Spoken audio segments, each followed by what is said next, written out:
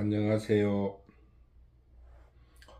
북두 시민혁명군의 전영돈입니다. 오늘은 북두 시민혁명군의 어떤 개인적인 생각을 한번 말씀드리고 싶어요. 그 주제가 뭐냐 하면은 이 한국의 지금 정치판이 온통 이재명에 대한 이야기예요.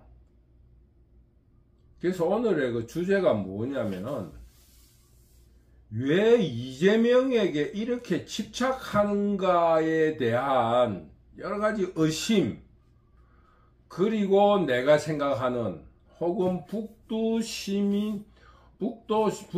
시민혁명군이 생각하는 지금 이런 현상에 대한 의구심에 대해서 여러분과 같이 대화를 한번 해보고 싶습니다.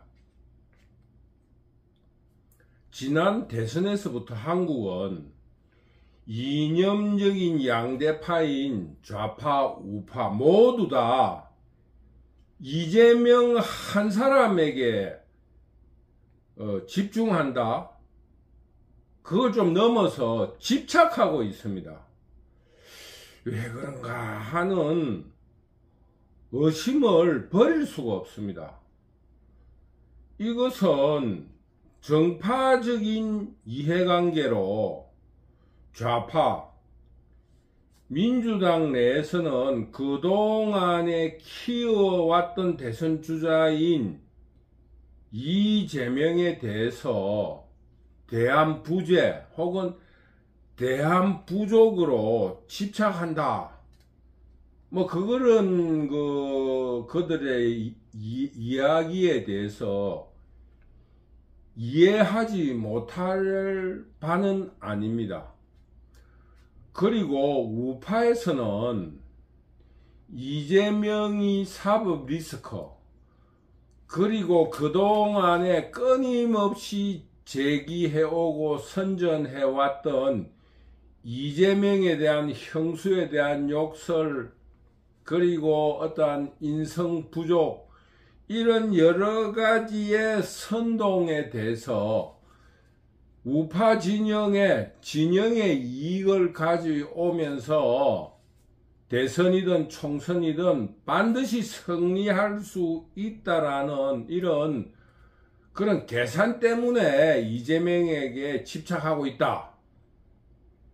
이런 좌파와 우파에 대한 그런 자기들의 해명에 대해서 전혀 그게 논리적으로 맞지 않다고 이야기할 수는 없어요. 둘 다 설득력인 이야기가 있다고 생각합니다. 그런데도 이재명 좌파 혹은 민주당의 입장에서 들여다보면은 실질적으로 형수에 대한 욕설을 한다든가 하는 인성 부족, 그리고 사법 리스크에 대한 위기 등등이 굉장하게 선거에 불리하게 작용할 것이라는 것도 그들이 알고 있음에도 이재명에게 집착하는 이유를 설명할 길이 없어요. 더구나 이낙연이라는 국무총리도 하고 김대중이 훌륭하게 키워왔던 그들의 정치적인 지주인 김대중이 훌륭하게 키워왔던 이낙연이라는 사람이 있는데도 불구하고 이낙연을 다른 것도 아닌 이낙연의 정치적인 고향이고 김대중 그들의 정신적인 지주인 터밭 전라도에서 전라도의 민심이라는 이유로 이낙연이를 인정사정 볼 것 없이 밟아 뭉개버리고 재기도 불가능할 만큼 짓밟아 버렸습니다. 이런 것을 보고 북두 시민혁명군의 입장에서는 어떤 보이지 않는 손이 작용하고 있다, 이런 의심을 버릴 수가 없습니다.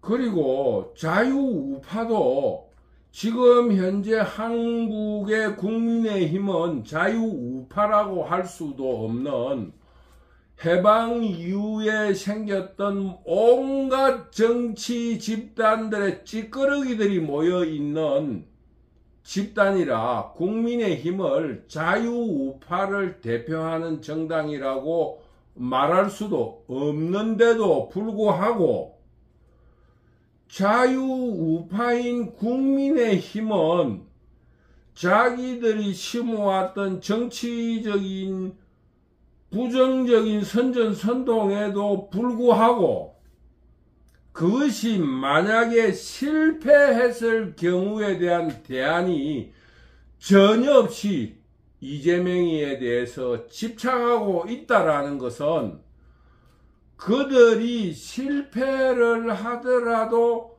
어떤 민주정부의 양당 정치라는 의미로 국민의힘당의 정치 찌끄레기들이 살아남을 수 있다라는 그런 판단을 하고 있다.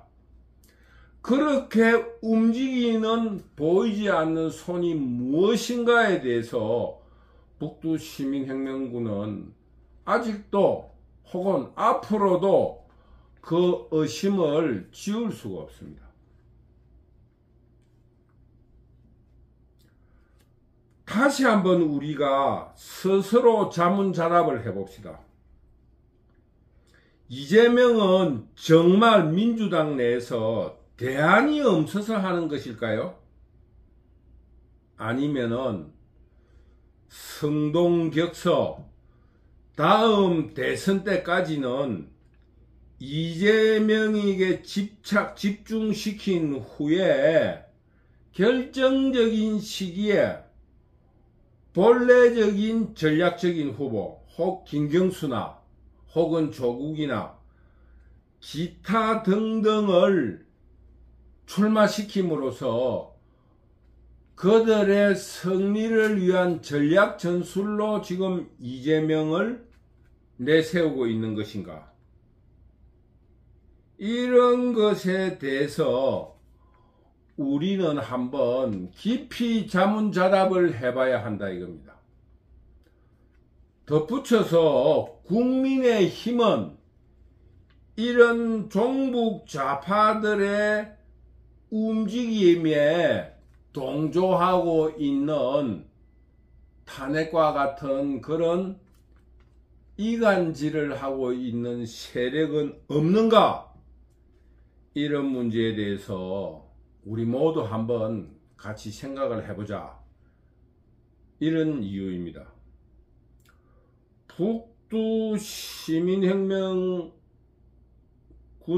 입장에서는 이재명에 대한 집착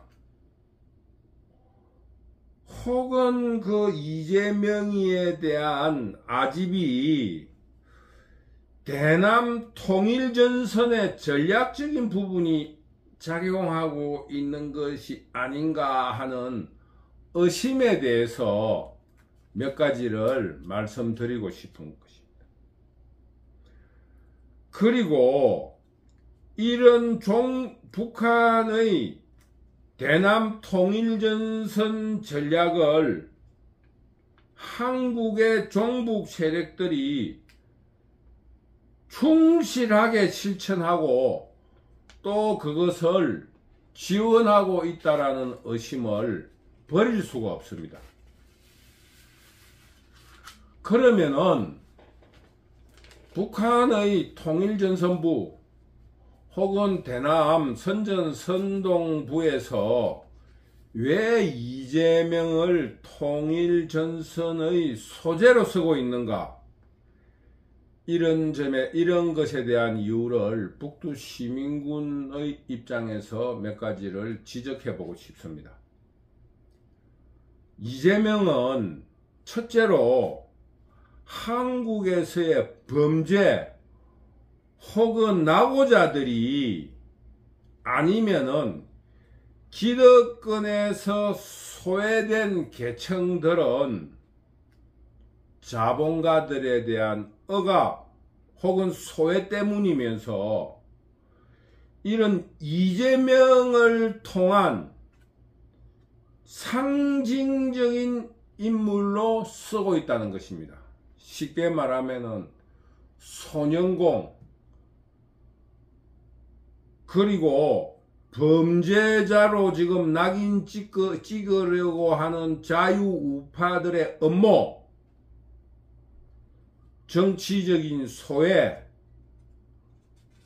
억압, 그리고 이재명의 투쟁 등이 체제적으로 일어나는 자본주의의 결점을 설명하는 데 아주 좋은 소재가 될 수 있다. 지금 현재는 이재명만한 사람이 없다는 것을 첫째 이유로 들고 있습니다. 지금 이재명은 한국의 해방 이후에 좌파들이 주장하는 내부적인 모순이 이재명에게 가장 잘 드러나고 있다. 이런 설명을 제가 북두시민혁명군에서 제기하는 것입니다. 둘째로서는 이재명이 이런 체제의 모순에 의해서 일어난 인물이면서 이런 이재명만한 사람이 없기 때문에 그 선명성에서 내부적인 갈등이나 민주당 내부의 분열 등의 저항을 예방할 수 있다. 이재명은 출신부터 시작해가지고 지금 북한에서 요구하는 계급적인 문제, 첫째 소년공의 문제, 소외된 기득권에서 소외계층이라는 소년공, 그리고 중앙정치 무대가 아닌 막 변호사로서 지방의 시장으로서 출발해서 그 기득권에서 소외된 인물로서 중앙정치의 대통령 후보까지 되면서 기득권들이 그것을 끊임없이 배척해 내려는데도 살아남은 훌륭한 인물이라는 점에서 이재명을 당할 혹은 이재명을 비판할 수 있는 그런 인물이 없다. 지금 선명성에서 내부의 분열을 막을 수 있는 사람이 이재명이다. 이런 점에서 이재명이 통일전선의 소재로 쓰인다. 저는 그런 입장에서 쉽게 말하면은 소외계층의 그 상징적 인물이다. 두 번째, 그 문제에 있어서 부유한 집 김동연이나 이런 사람은 뭐 어쨌거나 어려웠지만은 부유한 집안이었다는 게 드러나 있고, 그러나 이재명은 끊임없는 소외계층이었다. 왜냐면은 김동연이 경기지사 같은 사람은 특수상구 야간을 나왔다 하고 뭐 이런 이야기를 하더라도 지금은 뭐 행정고시를 합격해가지고 관료로서 출세를 한 사람이잖아요.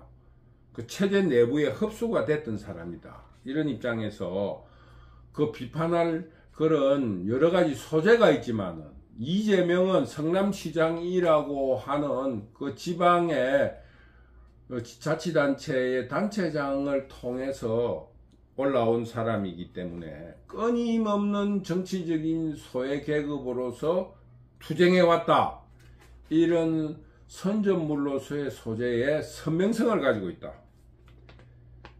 세 번째는 이런 두 가지의 요인으로 인해서 이재명의 승리는 혁명이 필요 없는 바로 혁명의 성공을 말합니다. 즉 이재명은 승리를 통해서 체제 변화, 체제 변형을 국민에게 승인받았다는 효과를 가지고 있습니다. 왜냐하면은 정치적으로 이재명은 이제껏 두 가지 말을 해왔습니다. 나치를 흉내내는 정치, 권력은 잔인하게 사용되어야 된다는 말을 이제는 공공연히 하고 있습니다. 지난 강의에서 이야기했다시피 이재명은 나치를 흉내내고 있습니다. 나치즘을 흉내내고 있습니다. 정치를 잔인하게 선다는 거하고 두 번째 민족사회주의, 이 두 가지를 선전선동을 통해서 지금 국민들에게 주입시키고 있는 것입니다. 따라서 이재명은 정책적으로 두 가지를 이야기하고 있어요. 그러니까 권력은 잔인하게 써야 된다는 거하고 두 번째는 포퓰리즘, 배급제를 공공연하게 이야기하고 있습니다. 얼마 전에 보도해 봤다시피 지금 전라도에는 이런 펼침막이 걸려 있다고 그래요. 노동당의 그 입장이라는 프랜카드를, 노동당이라는 간판을 통해서 그 펼침막이, 현수막이 걸려 있는데 그 내용이 뭐냐 하면은 노골적으로 윤석열의 탄핵을 넘어서 체제 변혁으로, 이런 프랜카드가 펼쳐져 있다고 그래요. 쉽게 말하면 지금 이재명의 승리는 선거를 통해서 승리하고, 두 번째 다시 국민에게 공산혁명을 거쳐야 될 필요가 없이 이재명의 승리를 통해서 바로 개헌과 사회주의 배급제도를 헌법에 바로 도입을 해도 괜찮다라는 그런 국민적인 컨센서스가 있어요. 국민들의 합의가 되어 있다. 지금 이재명의 승리는 곧 공산혁명이다. 이런 인식이 머릿속에 박히게 되었습니다. 그것은 지금 이재명과 공산좌파들이 노리고 있는 하나의 정치적인 술수라고 보는 것입니다. 더구나 보도를 통해서 볼 때 미국을 중심으로 한 반정부 단체, 반체제 단체들이 지금 온갖 펼침막을 펼치고 시위를 하면서 체제 변화를 요구하고 있다고 해요. 이것은 북한의 통일연선을 동조하던 세력들이 다시 활동을 시작했다는 것이고, 이런 동조 현상이 통일전선의 성공을 예고하고 있습니다. 우리가 북두시민혁명군이 주장하는 오늘 이야기는 북두시민혁명군의 내부적인 판단이지만은 지금 70년대에 통일전선이 구축된 이후 그동안에 숨죽여왔던 통일전선 전략이 다시 부활되고 있다. 그리고 지금 네 번째로 우리가 이야기할 수 있는 것은 북한의 위기입니다. 지금 이재명이 승리를 하지는 못하더라도 의회 다수를 통한 독재와 이재명이의 구명을 통해서 현 정부가 정책을 집중적으로 실행할 수 없도록 하는 발목 잡기 혹은 국정 방해에 이재명이 총력을 기울인다. 왜? 이것은 통일전선의 일환으로서 북한을 구제해 줌으로써 혹은 북한이 이 위기를 벗어나는 시간 벌기를 이재명이 해 줌으로써 3년 뒤에 대선에서 북한의 통일전선의 힘을 빌릴 수 있다는 것입니다. 그래서 지금 어떤 의미에서 보면은 북한을 지렛점으로 하는 남한 내에 전쟁이 시작되었다. 저는 그렇게 생각합니다. 우리 북두시민혁명군에서 볼 적에는 지금 공산좌파들도 그런 이야기를 하는데 북두 시민혁명군에 있어서는 곧 전쟁이 일어날 수도 있다. 저는 이것을 예견합니다. 왜? 이재명이 살아날 수 있는 길이 그것뿐이고, 또 북한이 지금 현재 굉장히 체제 변혁에 대한 위기를 가지고 있습니다. 지금 이재명이가 만약에 사법 리스크에서 벗어나지 못하고 야당이 흔들릴 때 북한은 체제 유지하기가 굉장히 어렵습니다. 북한이 김일성이 죽고 김정은이 등장할 적에도 좌파 정부를 할 수 있어요. 그게 김영삼 정부였기 때문에.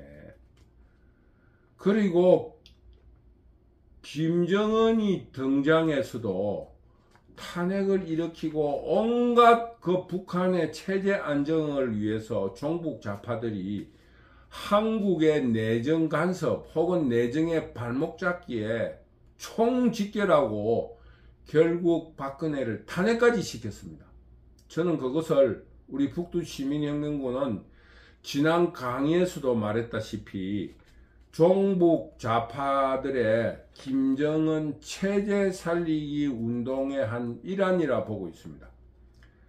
그런데 지금 또다시 위기가 윤석열이가 집권함으로써 정책의 실행자는 어쨌거나 자유우파가 된 거예요. 그러니 김정은 체제가 굉장히 흔들리고 있는데 그 윤석열이는 누구나 지목하다시피 사법고시 구수 혹은 자기 마누라인 김건희가 말했다시피 바보 같은 사람이에요. 어떤 장깨가 없는 사람이고 그냥 우직하게 밀고 나가는 스타일이다 보니까 지금 김정은 체제가 굉장히 당황하고 있습니다. 그런데 지금 현재 이재명으로서도 잘못하면은 사법 리스크라든가 기타 여러 가지 이유로 막을 수 없는 입장이 될 수도 있다. 이런 가정에 놓여 있기 때문에 지금 현재 북한의 통일전선 전략부에서는 종북 좌파들에게 강경론을 계속 제시하고 있다. 이것이 22대 국회 단독 개원이고 상임위원장에 대한 선임을 단독으로 하고 있다. 이 북두 시민혁명군은 그렇게 생각하고 있습니다.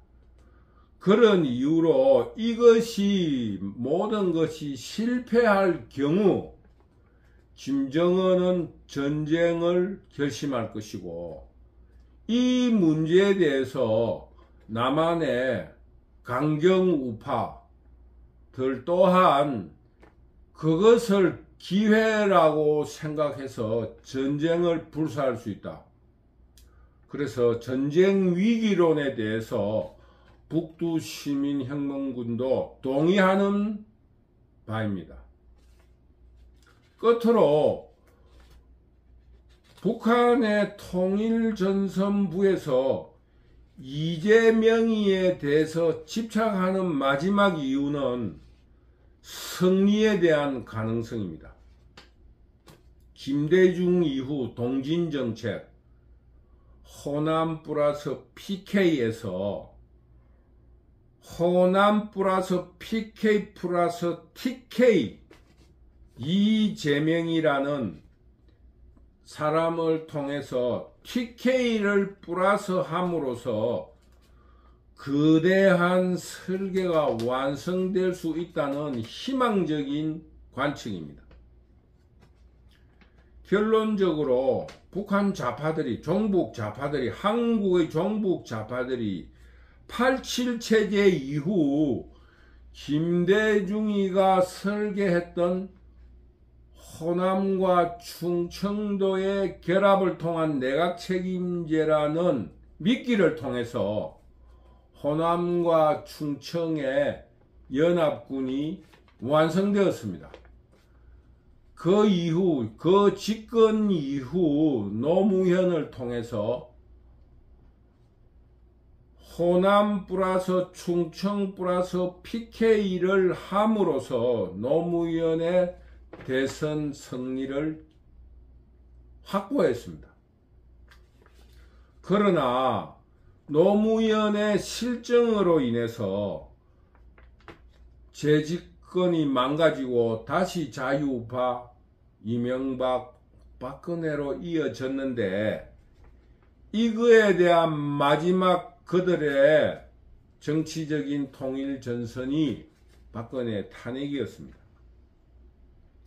지금도 박근혜 탄핵과 같은 전국의 위기론이 다수당이라는 이름으로 민주당이 권력 입법 독재를 실천하려고 하고 있지만은, 그것이 그렇게 되지 않을 때에 대한 여러 가지 대안들을 가지고 윤석열의 탄핵, 그리고 이재명의 사법 리스크 등이 겹치지 가지고 성공하지 못할 경우 이재명은 전쟁의 유희를 북한에게 요구할 수 있고, 또한 이것 또한 언제나 전쟁 음모론에서 드러나듯이 강경 우파들이 유도하고 있을 수도 있다. 이런 자극적인 발언을 북두시민혁명군은 말할 수 있습니다. 그러면서 국회의 단독 개원, 상임위원장의 단독 임명 등을 통해서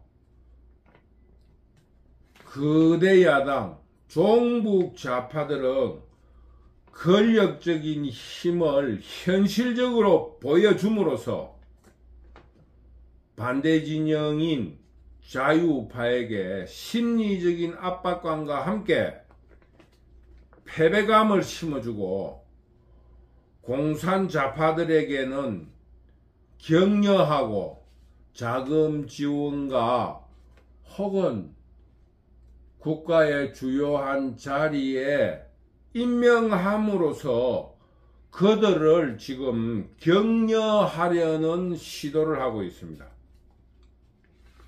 결국 자유우파 진영은 앞으로 계속 위축될 것이고, 종북 좌파는 커밍아웃 등을 통해서 기성을 부릴 것입니다. 권력적인 힘과 경제적인 지원, 그리고 명예를 위한 자리 등을 통해서 온갖 분합이들이 몰려들 것이기 때문입니다. 북두시민혁명군은 강의에서 여러 번 이야기했다시피 한국은 반도 국가로서 반도적인 기질이 굉장히 강한 그런 지역이라 할 수 있어요. 국가라는 걸 떠나서.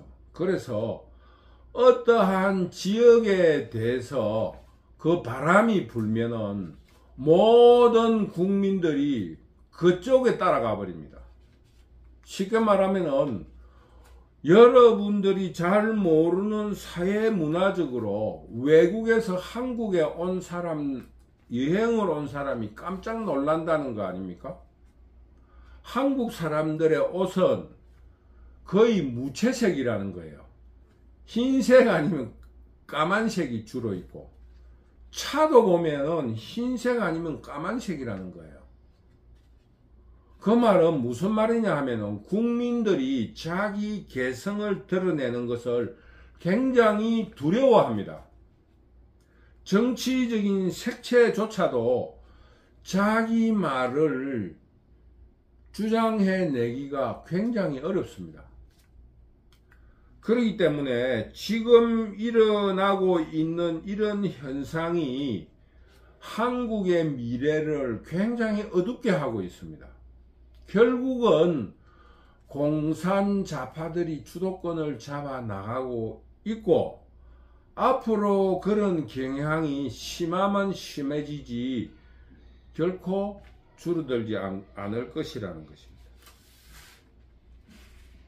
그러면은 지금 현재 구도를 한번 봅시다. 지금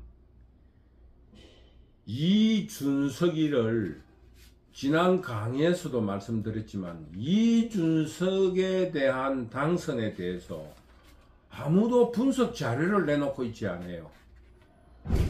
여러분, 우리 지금 대한민국 선거에서 이준석의 당선은 굉장히 예외적이고 굉장히 젊은 정치인의 등장으로서 환호해야 될 일임에도 불구하고 그 선거 결과라든가 투표의 성향이라든가 혹은 젊은 이들의 정치 성향 혹은 투표 성향이 어떻게 변했는가에 대한 분석 자료가 아직 하나도 나온 것이 없습니다. 이것은 무슨 의미를 가지고 있나 하면은 이준석이 탄핵 때와 같은 내부에서 자유우파의 내부에서 성문을 열어주는 이관계의 지렛점으로 와 있다는 의심을 버릴 수가 없습니다. 더구나 이준석 뒤에는 유승민이라 하고 유승민을 비롯한 여러 탄핵 세력들이 뒤에서 지원하고 있습니다. 만약에 지원하고 있다는 것을 전제로 할 때 이것은 이재명이나 종북 좌파들이 바라는 아주 좋은 구도가 아니겠습니까? 그리고 그동안에 민주당과 적당한 거리를 두면서 훌륭한 비판자 역할을 해왔던 정의당, PD 계열이라 할 수 있죠. 종북은 아니면서 민중해방, 계급론을 내세우던 노동당 계열의 심상정이 그동안의 자기 이권을 중심으로 종북을 거부, 쉽게 말하면 민족해방, 계급해방이 아닌 민족해방이라는 종북, NL에 대해서 반대를 해왔기 때문에 민주당은 늘 전전긍긍해왔습니다. 그런데 이번에는 제3의 중립적인 비판자로서의 심상정 그리고 PD 계열을 완전히 붕괴시키고 그 당을 해체시켜버렸어요. 심상정 당을 해체시켜버리고 조국을 등장시킴으로써 조국이 이재명과 적당하게 거리를 둔 중립자로서 건전한 비판자의 역할을 하는 내부적인 동조자를 만들어 놨습니다. 지금 종북 세력들은 전라도 플러스 충청도 플러스 PK 플러스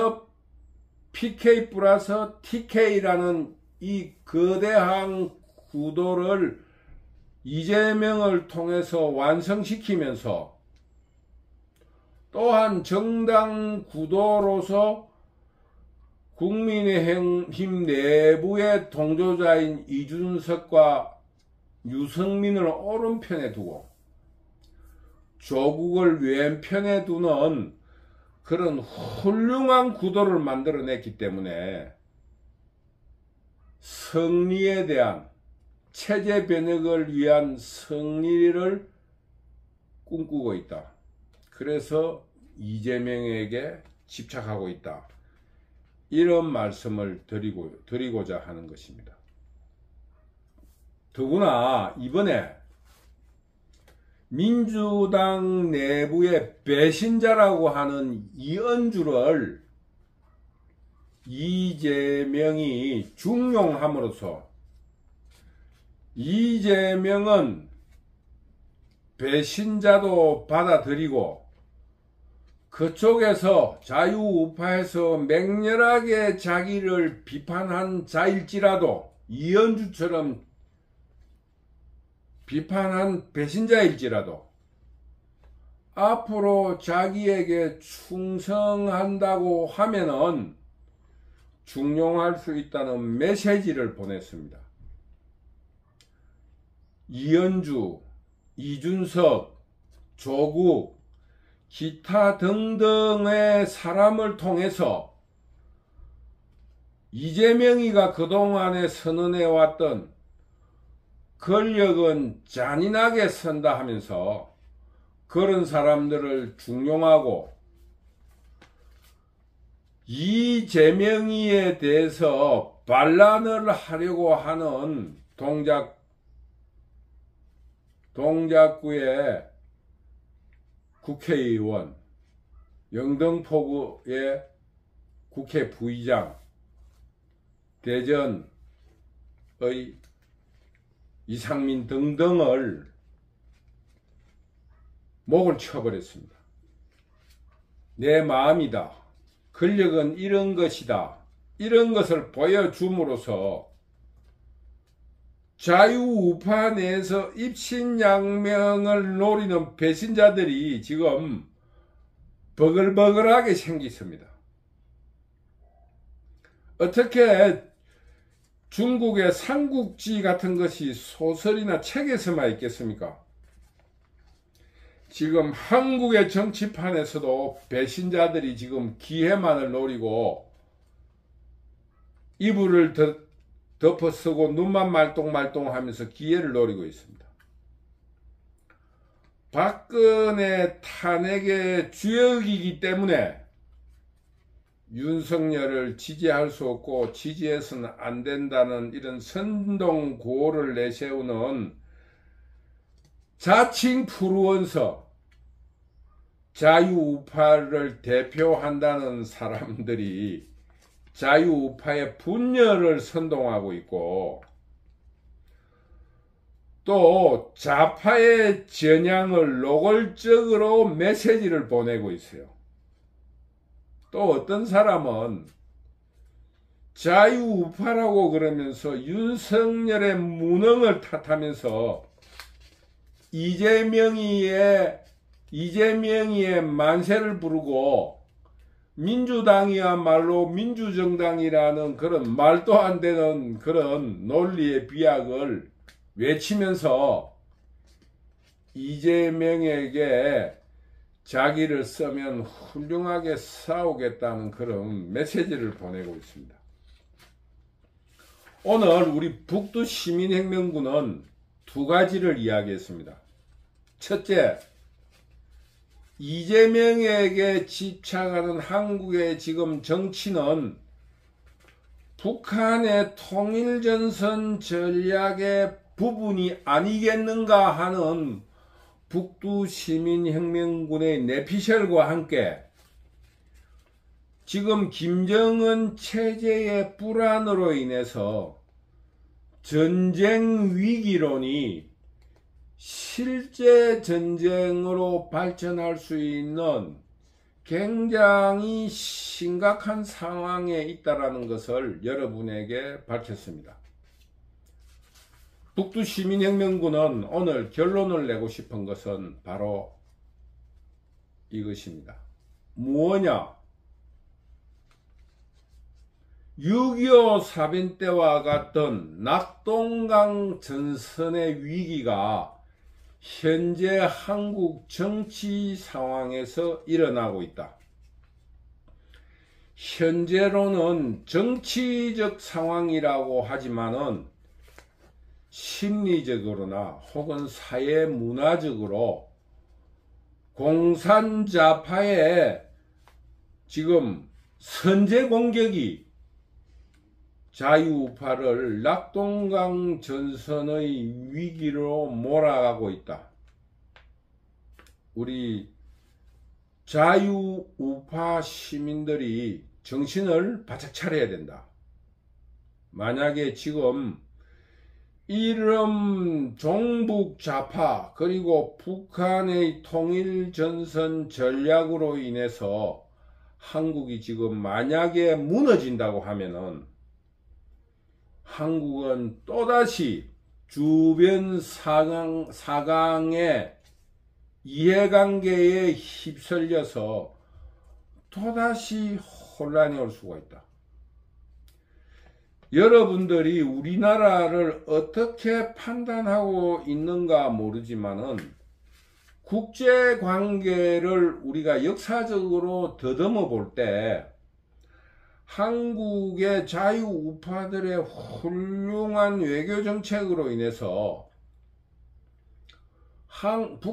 이 큰형이 미국이라고 하면은 작은 형인 일본, 그동안에 그 20세기에 들면서 카스라-데프트 협약처럼 미국이 필리핀을 점령하고 일본이 조선을 작은 형으로서 돌봐라 하는 그런 협약처럼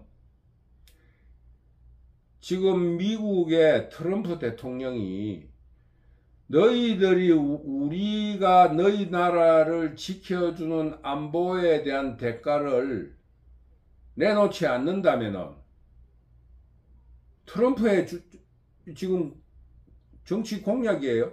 내놓지 않는다면은 큰 형인 우리는 빠지고 작은 형인 일본에게 동아시아의 평화를 유지시키라고 하면서 미국이 일본을 지원하는 입장을 통하고 한국에 대한 직접적인 방위 동맹을 철회시켜버리면은 한국은 또다시 주변 4대국에 의한 위기에 봉착하게 된다. 이런 것을 위기에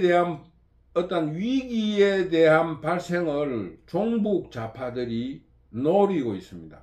그 노리는 이유는 중국과 북한 그리고 한국의 종북 세력들을 통해서 미국이 빠져버린 일본을 상대로 또다시 식민지 친일 논쟁을 통해서 대중들을 선동하고 또 내부적인 정치적 전략 전술을 통해서 한국의 체제 변화를 만들어내려고 하는 자신감에 충만해 있다.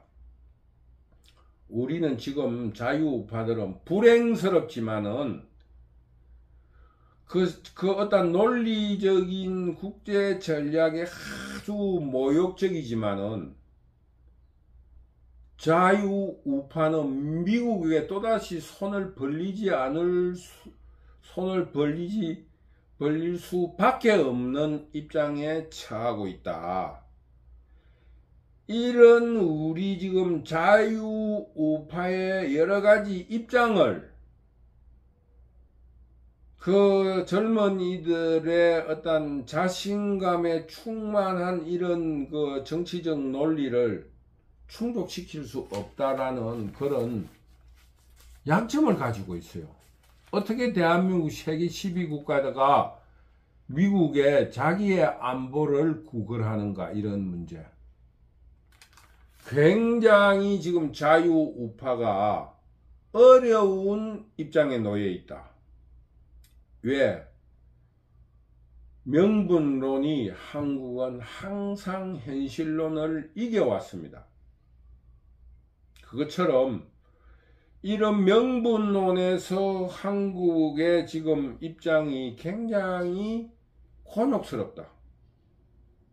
이런 입장에서 볼 때 좀 훌륭한 학자들이 자유우파를 위한 논리적인 그런 이론을 조금 연구하고, 우리 자유우파들은 현실론의 입장을 가지고 MZ세대 혹은 젊은 자라나는 세대들에 대해서 정치적인 어떤 선전과 어떤 계몽을 좀 열심히 해야 될 것이 아닌가 하는 이런 이야기를 오늘 결론적으로 말씀드립니다. 지금 한국은 자신감에 차 있음에도 불구하고 여러 가지 어떤 자생적으로 만들어진 자유국가가 아니기 때문에 모든 것이 타에 의해서 이루어졌다. 경제발전조차도 커녕인 미국의 배려에 의해서 만들어진 것이라는 이런 역사적인 약점 때문에 아직도 자주라는 문제에 있어서 큰 약점을 가지고 있다. 이런 문제를 오늘 이재명이의 집착과 함께 그 집착이 가지는 북한의 통일 전략 전술과 또 이런 한국 국민들의 자신감이 넘치는 이런 심리적인 문제까지 덧붙여져서 자주라는 입장에서의 한국의 약점이 지금 너무나 드러나고 있다. 그래서 우리 자유우파들이 현실론에 입각한 한국의 미래상에 대해서 좀 더 많은 어떤 주장과 학술적인 이론이 만들어졌으면 좋겠다 하는 것을 북두시민혁명군이 강조했습니다. 오늘은 전체적으로 확정된 어떠한 이론 체계가 아니라 북두시민혁명군이 바라보는 오늘의 한국적인 위기에 대해서 내피셜 북두시민혁명군 내부에 조금 집약된 내용을 여러분에게 발표하게 되었습니다. 정말 큰 위기에 처해 있는 것만은 사실이라는 것을 다시 한번 여러분에게 강조하면서 오늘의 강의는 여기서 마치기로 하겠습니다. 여러분, 북두시민혁명군을 시청해 주셔서 너무 감사합니다. 감사합니다.